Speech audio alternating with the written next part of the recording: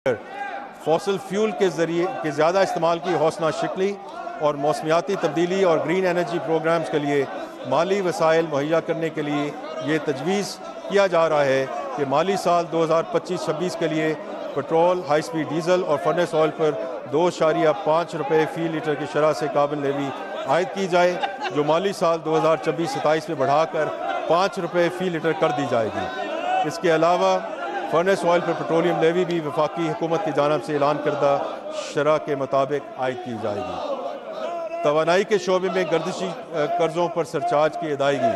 जनाब स्पीकर, पाकिस्तान के तवानाई के शोबे पर नाकाबिल बर्दाश्त गर्दिशी कर्ज़ों का बोझ है, जो गुज़श्ता माली साल के इख्तिताम पर 2,393 अरब रुपए तक पहुँच चुका था।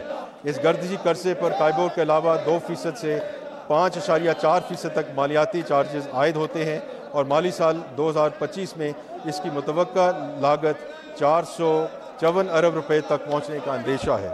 वफाकी हुकूमत का इरादा है कि मौजूदा महंगी कर्ज़ों की रीफाइनेंसिंग सस्ते और शरीयत के मुताबिक बैंक फाइनेंसिंग के ज़रिए की जाए और इस तरह मौजूदा कर्ज की अदायगी के लिए डेट सर्विसिंग सरचार्ज को सिर्फ मुनाफा या मार्कअप के लिए नहीं बल्कि असल कर्ज की अदायगी के लिए भी इस्तेमाल किया जाए। इस मनसूबे को अमली जामा पहनाने के लिए नेपरा एक्ट में एक तरमीम तजवीज़ की जा रही है, जिससे वफाकी हुकूमत को DSS पर 10% सरचार्ज अदा करने की पाबंदी को केस टू केस बुनियाद पर मखसूस मुद्दत और मकसद के लिए बढ़ाने का इख्तियार हासिल हो जाएगा। जनाब स्पीकर, 2 और 3 पहियों वाली इलेक्ट्रिक गाड़ियों के इस्तेमाल को फ़रोग़ देने के लिए हुकूमत पाकिस्तान ने नई एनर्जी व्हीकल पॉलिसी तैयार की है। इस पॉलिसी का मकसद पेट्रोल और डीजल पर चलने वाली गाड़ियों के बजाय इलेक्ट्रिक गाड़ियों को तरजीह देना है, ताकि हम माहौल को आलूदगी से बचाया जा सके। इस पॉलिसी के तहत गाड़ियों की तैयारी और फ़रोख्त को फ़रोग़ देने के लिए एक लेवी आयद करने की तजवीज़ है, जो मादनी तेल इस्तेमाल करने वाली गाड़ियों की फ़रोख्त और दरामद पर इंजन की ताकत के मुताबिक मुख्तलिफ दर्जों पर लागू होगी।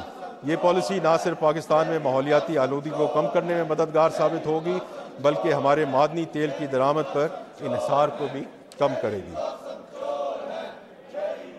जनाब स्पीकर, अब मैं रिलीफ इक़दाम की तरफ आता हूँ। तनख्वाहदार तबके के लिए टैक्स में कमी के साथ साथ हुकूमत ने अपनी माली मुश्किलात के बावजूद सरकारी मुलाजमीन के लिए रिलीफ इक़दाम का फ़ैसला किया है, जिनकी तफसील ये है। वफाकी हुकूमत के तमाम मुलाजमीन ग्रेड 1 ता 22 की तनख्वाह में 10% इजाफा तजवीज़ किया जा रहा है। रिटायर्ड मुलाजमीन की पेंशन में 7% इजाफे की तजवीज़ है। माजूर मुलाजमीन के लिए खसूसी कन्वेंस अलाउंस को माहाना 4,000 से बढ़ाकर 6,000 कर दिया जाएगा। आईन पाकिस्तान में मुसाफी हकूक़ से मुतल्लिक दी गई शिक पर अमल दरामद करते हुए तनख्वाहों में मौजूदा तफावत को ख़त्म किया जा रहा है। एहल मुलाजमीन को 30% की शरह से डिस्पैरिटी रिडक्शन अलाउंस देने की तजवीज़ है। मुल्क में सिक्योरिटी की सूरत हाल ख़तरात से दुचार है और मुसल्लह अफराज ने सरहदों के तहफ़्फ़ुज़ के लिए काबिल तहसीन खदमात अंजाम दी हैं। इन खदमात के एतराफ़ में मुसल्लह अफवाज के अफसरान और सोल्जर JCOs के लिए स्पेशल रिलीफ अलाउंस देने की तजवीज़ है। ये अखराजात माली साल 25-26 के लिए दफ़ाई बजट से पूरे किए जाएंगे इंशाअल्लाह। जनाब स्पीकर, आखिर में मैं वज़ीर आज़म, नायब वज़ीर आज़म, काबीना के मुअज़्ज़ज़ अरकान, हुकूमती इत्तेहादी जमातों और पार्लियामेंट के दोनों ऐवानों के काबिल एहतराम अरकान का तहे दिल से शुक्रिया अदा करता हूँ, जिन्होंने मुसलसल ताउन, रहनुमाई और इत्मीनान से हमें कौमी तरक्की के इस मुश्किल मगर ज़रूरी सफ़र पर गामज़न किया। मैं finance division, FBR, planning division, वज़ारत कानून और दीगर मुतल्लिका इदारों की अंत तक मेहनत और पेशा वराना लगन को खराज तहसीन पेश करता हूँ, जिन्होंने इस बजट की तैयारी में कलीदी किरदार अदा किया।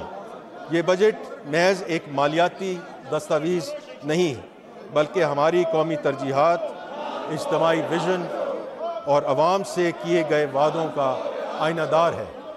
जनाब स्पीकर, मैं एक दफ़ा फिर दोहराना चाहूँगा कि हमने हालिया हफ्तों में जिस तरह दुश्मन की जाहिरियत के ख़िलाफ़ यकजहती, जुर्रत और कौमी अज़्म का मुज़ाहरा किया, वो हमारी तारीख़ का रोशन बाब है। इसी जज्बे को बरूए कार लाते हुए हमने मुआशी इस्तेहकाम, इस्लाहात और पायदार तरक्की की राह अपनाई है। आज पाकिस्तान एक नया सफ़र शुरू कर रहा है, ऐसा सफ़र जो हर फर्द, हर तबके और हर खित्ते को तरक्की के समरात पहुँचाने का अज़्म रखता है। मैं यहाँ ख़ास तौर पर अपनी इत्तेहादी जमातों का शुक्रिया अदा करना चाहता हूँ, जिन्होंने मुश्किल फ़ैसलों में हुकूमत का भरपूर साथ दिया और कौमी मफाद को ज़ाती या जमाती मफाद पर तरजीह दी। यही वो रवैया है जो कौमों को मजबूत बनाता है और यही वो इत्तेहाद है जो पाकिस्तान को तरक्की और खुशहाली की मंजिल तक लेकर जाएगा इंशाअल्लाह।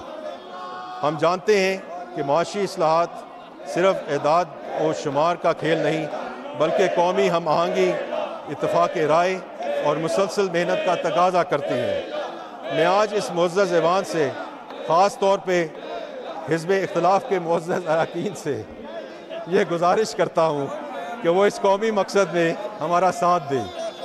आएँ हम सब मिलकर पाकिस्तान के रोशन मुस्तक़बिल की बुनियाद रखें, एक ऐसा मुस्तक़बिल जो शफाफियत, शमूलियत और पायदार तरक्की पर उस्तवार हो। अल्लाह ताला हमें इन नेक मक़ासद में कामयाबी अता फ़रमाए और पाकिस्तान को तरक्की, अमन और खुशहाली का गहवारा बनाए। पाकिस्तान जिंदाबाद।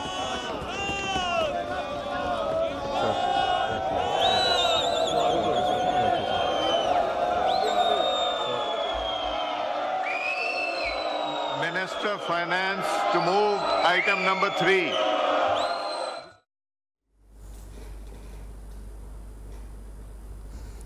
वज़ीर ख़ज़ाना मोहम्मद औरंगज़ेब ने कौमी असम्बली में बजट पेश कर दिया। ग्रेड 1 से 22 तक सरकारी मुलाज़मीन की तनख्वाह में 10% इजाफे की तजवीज़। बजट में पेंशनर्स की पेंशन में 7% इजाफा तजवीज़ किया गया।